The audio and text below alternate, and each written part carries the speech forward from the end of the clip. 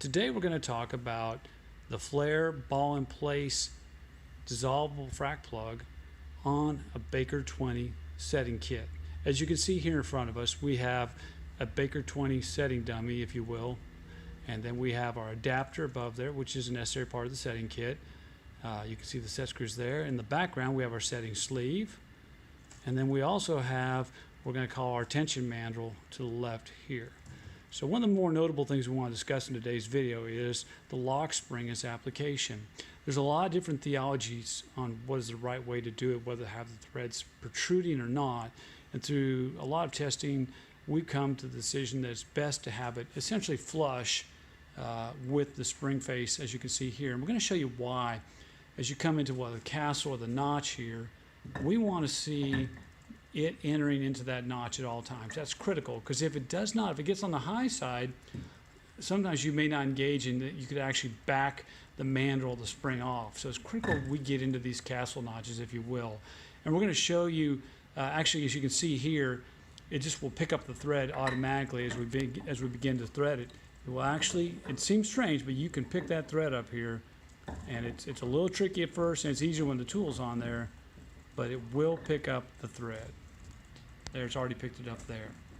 So moving on to actually installing the tension mandrel onto the ball-in-place plug, we have our ball. We're just going to drop that simply into the throat of the tool itself. We have 3 set screws there, and we're just going to go ahead and screw our tension mandrel into place, and we'll bump it securely, and then we will set the set screws. We want to see these set screws very tight here. Don't over torque them, but definitely a good torque application across all 3. All right, now we're ready to go ahead and install the setting sleeve is next. All right, the setting sleeve is fairly simple as that goes. Simply slide it on and thread it onto your tool, and then you will torque it up pipe wrench tight. Once it's pipe wrench tight, there are 3 set screws that we want to see tighten appropriately. And now we're ready to install the plug itself. Okay, simply install the tool as we showed earlier. You can hear the ball moving around. And we're going to go ahead and try to show you, if possible, as we come into the castle. It's kind of a little tricky to see there. We're going to try some lighting here. But we're in the castle. He's locked up, and now we are ready to go ahead and begin threading the tool.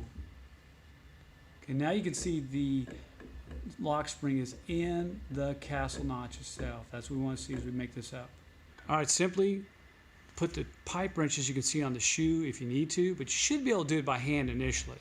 So we're just going to torque it down, and what we're doing right now is we're advancing that, and we're going to take it till we touch this seal interface, well, swedge interface I should call it.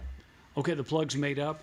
There's no gap here now, and we bumped it with a pipe wrench up top, gently, just a bump, and then you should be able to look in here and see your spring is still engaged in the castle notch. Thus, your plug is now ready to run down hole and have a successful frac job.